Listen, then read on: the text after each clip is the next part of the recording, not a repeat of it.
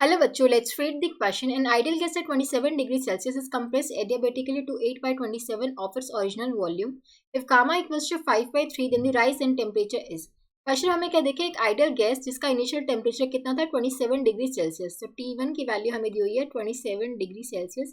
इसको केल्विन में कन्वर्ट करूँ 27 प्लस 273, इसकी वैल्यू हो जाएगी 300 केल्विन. क्या ये इनिशियल टेम्परेचर दे रखा है. इसको हमने एडियाबेटिकली कंप्रेस किया सच दैट इसकी जो फाइनल वॉल्यूम है वो 8 बाई 27 ऑफ ओरिजिनल वॉल्यूम की होगी. ठीक है, अगर इनिशियल वॉल्यूम हम V1 मान लेते हैं तो फाइनल वॉल्यूम V2 हो गई है 8 बाई 27 ऑफ V1. ठीक है, अब हमें बताना है कि राइज इन टेम्परेचर क्या होगा. डेल्टा टी की वैल्यू क्या होगी. डेल्टा टी किसके इक्वल होगा, T2 माइनस T1. ठीक है, final temperature minus initial temperature. अब देखो फाइनल टेम्परेचर कैसे निकालेंगे. अब एडियाबेटिकली कंप्रेस किया है तो इसकी इक्वेशन एडियाबेटिकली कंप्रेशन की हमारी इक्वेशन क्या होगी, T gamma minus 1 in terms of temperature and volume हमारी इक्वेशन होती है. ठीक है, T gamma minus equals to constant. Initial final state के लिए इक्वेशन लगाएंगे T1 gamma minus 1 should be equals to T2 gamma minus. यहाँ से T2 बाई T1 हमारा आ जाएगा V1 by V2 to the power gamma minus 1.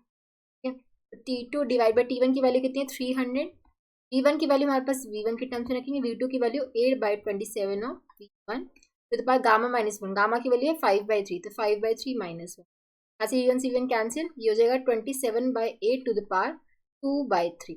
अब देखो पहले इसका क्यूब रूट लोगे तो आएगा 3 बाई 2 और 3 बाई 2 का स्क्वायर करोगे तो ये आ जाएगा 9 बाई 4. तो T2 बाई 300 इक्वल्स टू आ गया 9 बाई 4. तो T2 की वैल्यू कितनी आ जाएगी 9 बाई 4 इंटू में 300. ये जाएगा आपका 75 पे. 75 को 9 से मल्टीप्लाई करोगे ये आ जाएगा 675 केल्विन. ये आ गया आपके पास T2 की वैल्यू. राइज इन टेम्परेचर हमें निकालना था. T2 की वैल्यू कितनी है 675 और T1 की वैल्यू कितनी है 300. राइज इन टेम्परेचर आपके पास आ जाएगा 375 केल्विन. ठीक है, so option 2 would be the correct answer. I hope आप सबको समझ आया होगा. Thank you so much.